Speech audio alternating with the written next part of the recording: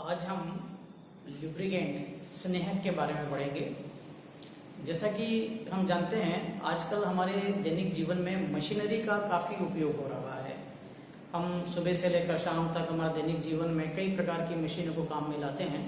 स्नेहक जो शब्द है वो इस मशीनरी से संबंधित है। यहाँ पर इस तरह से देखें, यहाँ पर ये कोई मशीन है, उसके अंदर धातु के दो पार्ट हैं यहाँ पर ये, और एक दूसरे के विपरीत दिशा में गति करते हैं यहाँ पर ये। यानी विपरीत दिशा में गति करने वाली धातु सतह जब संपर्क में आती हैं तो इनमें घर्षण उत्पन्न होता है, और इस घर्षण के कारण इनमें ताप उत्पन्न होता है, और ताप के कारण ये जो धात्विक सतह है इसका घिसाव प्रारंभ हो जाता है। यानी विपरीत दिशा में गति करने वाली धातु सतह जब संपर्क में आती हैं तो घर्षण उत्पन्न होगा, घर्षण से ताप उत्पन्न होगा, और ताप के कारण धातु की सतह का घिसा होता है। इस प्रकार यदि मशीन चलती रहती है तो धीरे धीरे धीरे इसकी कार्य कुशलता में कमी आएगी और मशीन है वो धीरे धीरे टूट जाएगी और कार्य करना बंद कर देगी। इसलिए घर्षण प्रतिरोध और उससे होने वाली टूट फूट और उत्पन्न ताप को कम करने के लिए विपरीत दिशा में गति करने वाली धातु सतहों के बीच में जो पदार्थ लगाया जाता है उसे स्नेहक कहते हैं। अब स्नेहक कार्य किस प्रकार से करता है? जो स्नेहक होता है ये धातु सतहों के बीच में एक परत का निर्माण कर देता है, और इस परत के निर्माण के कारण ये जो दोनों धातु सतह हैं ये एक दूसरे के सीधे संपर्क में नहीं आती हैं। इस प्रकार स्नेहक के उपयोग से विपरीत दिशा में गति करने वाली धातुएं सीधे संपर्क में नहीं आती हैं, जिसके कारण स्नेहक के उपयोग से घर्षण प्रतिरोध से होने वाले दोषों को रोका जाता है, एवं जो ताप उत्पन्न होता है इसको ये अवशोषित कर लेता है। तो ऐसे पदार्थ जो होते हैं ये पदार्थ स्नेहक कहलाते हैं। यहाँ पर हमें स्नेहक के कुछ गुणधर्मों को यहाँ पर पढ़ना है। उसके अंदर सबसे पहली जो बात है यहाँ पर, और वो है अम्लता। इसको हम कहते हैं एसिड वैल्यू।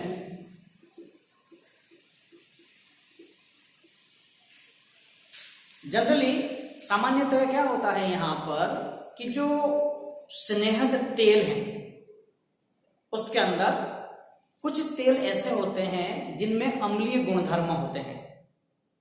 स्नेहन कार्य के दौरान अगर हमने ऐसे तेलों का उपयोग किया है जिनमें अम्लीय गुणधर्म हैं तो ये स्नेहक धातु की सतह का संक्षारण प्रारंभ कर देते हैं, और स्नेहक के ऑक्सीकृत होने से अम्लता की मात्रा बढ़ती जाती है यहाँ पे। तो इस प्रकार मशीन के अंदर फिर से दोष उत्पन्न होने लग जाते हैं। तो कोई भी स्नेहक तेल है, यानी स्नेहक तेल जो पेट्रोलियम से प्राप्त पदार्थ है उसमें अम्लीय गुणधर्म होते हैं। तो किसी भी स्नेहक के अम्लीय मान को प्रदर्शित करने के लिए जिस कर्म को हम काम में लाते हैं और वो है उदासीनीकरण अंक। किसी भी स्नेहक के अम्लीय मान को प्रदर्शित करने के लिए उदासीनीकरण अंक को हम काम में लाते हैं। उदासीनीकरण अंक एक्चुअली वास्तव में KOH की मिलीग्राम में मात्रा है। KOH पोटेशियम हाइड्रोक्साइड की मिलीग्राम में वह मात्रा जो 1 ग्राम स्नेहक तेल को पूर्णतया उदासीन कर दे उसे अम्लीय मान कहते हैं। एक अच्छा स्नेहक होने के लिए उसमें अम्लीय गुण नहीं होने चाहिए। अब स्नेहक का दूसरा गुणधर्म की हम बात करें यहाँ पे तो वो है साबुनीकरण संख्या।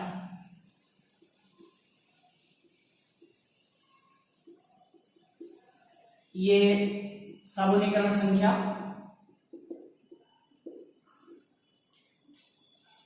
स्नेहक में उपस्थित जितने भी वसीय तेल हैं उनको प्रदर्शित करने के लिए साबुनीकरण संख्या को प्रदर्शित उपयोग लाया जाता है यहाँ पे।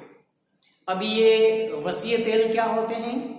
वसीय तेल जो हैं वो उच्चतर वसीय अम्लों के एस्टर होते हैं।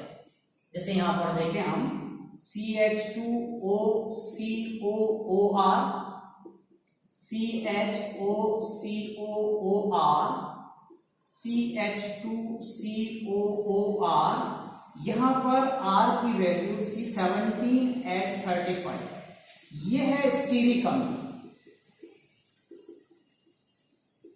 तो ये जो यहां पर बना हुआ जो पदार्थ है ये तेल है। अब जब इसकी KOH से क्रिया होती है तो इसका साबुनीकरण हो जाता है, यानी स्नेहक में उपस्थित वसीय तेल का क्षार द्वारा पूर्णतया अपघटन करने की क्रिया को साबुनीकरण कहते हैं। तो इस तरह से ये तेल है यहाँ पर, ये KOH क्षार है यहाँ पे, उसके द्वारा पूर्ण अपघटन हो रहा है। ये बना देगा यहाँ पे, इसका लवण बन गया यहाँ पे, और ग्लिसरॉल या ग्लिसरीन अलग हो जाता है यहां से। तो वसीय तेल का क्षार द्वारा पूर्ण अपघटन हो गया। इस क्रिया को हम साबुनीकरण संख्या कहते हैं। साबुनीकरण कहलाता है ये। साबुनीकरण संख्या ये KOH की मिलीग्राम में मात्रा है। साबुनीकरण संख्या KOH की मिलीग्राम में मात्रा है, जो 1 ग्राम स्नेहक तेल का 1 ग्राम स्नेहक तेल का पूर्णतया साबुनीकरण कर देता है, साबुनीकृत कर देता है यहाँ पे। अब हमें किसी भी स्नेहक तेल की साबुनीकरण संख्या को ज्ञात करना है। तो साबुनीकरण संख्या को ज्ञात करने के लिए हमारे पास जो सूत्र होगा वो ये है, KOH की मात्रा, ये मात्रा होगी मिलीग्राम में, इंटू सांद्रता, सांद्रता होगी ग्राम पर लीटर में, और डिवाइडेड बाय तेल का भार प्रति ग्राम। ये जो वैल्यू होगी ये ग्राम के अंदर, प्रति ग्राम के अंदर। तो इसी प्रकार से हम यहाँ पर किसी भी स्नेहक के लिए साबुनीकरण संख्या का मान पता कर सकते हैं यहाँ पे। अब एक अच्छे स्नेहक के लिए, एक अच्छे स्नेहक तेल के लिए साबुनीकरण संख्या का मान हमेशा मध्यम होना चाहिए। ये किसी भी स्नेहक को चुनते समय हमें इस बात का हमें ध्यान में रखना है यहाँ पर। तीसरा गुणधर्म है यहाँ पर कोक संख्या या कार्बन अवशेष।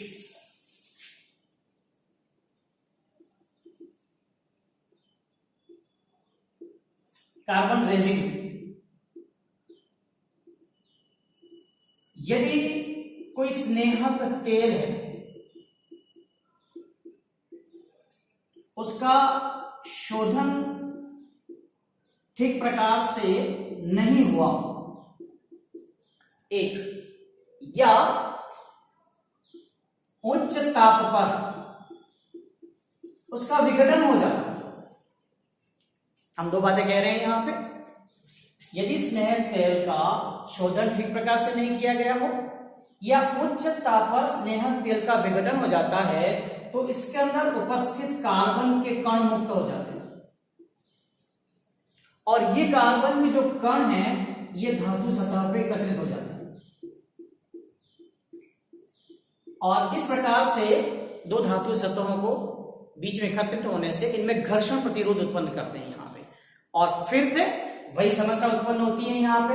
इस घर्षण प्रतिरोध से ताप उत्पन्न होगा और धातु की सतह का घिसाव प्रारंभ हो जाएगा। इसलिए एक अच्छे स्नेहक के अंदर कार्बन अवशेष नहीं होना चाहिए। ये 3 मूलभूत गुणधर्म है किसी भी स्नेहक के लिए। इसके अलावा यदि हम देखें यहाँ पर, किसी भी स्नेहक के लिए एक टर्म और है हमारे पास में, और वो है श्यानता। श्यानता प्रत्येक द्रव का गुणधर्म है। कोई द्रव प्रवाह होता है तो उसके अंदर उत्पन्न होने वाला घर्षण प्रतिरोध जो होता है वो श्यानता कहलाता है। यहाँ पर किसी भी मशीन के लिए स्नेहक तेल की सांद्रता कितनी होनी चाहिए, ये निर्भर करता है मशीन की कार्यप्रणाली और उसकी प्रकृति पर।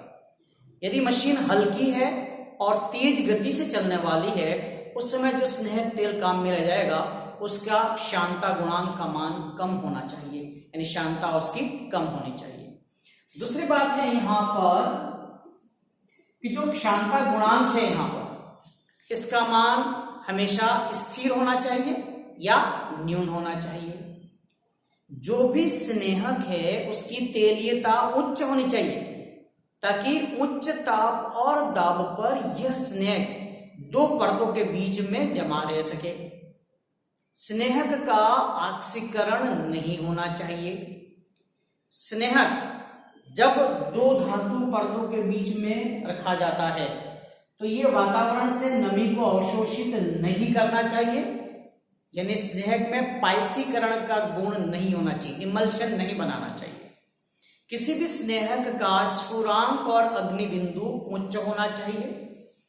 स्नेहक जो होता है उसमें अंदर अम्लीय गुणधर्म, अम्लीय मान नहीं होना चाहिए। स्नेहक जो होता है ये वाष्पीकृत नहीं होना चाहिए। ये संपूर्ण गुणधर्म है जिसके आधार पर हम किसी भी मशीन को देख करके उचित स्नेहक का चुनाव करते हैं।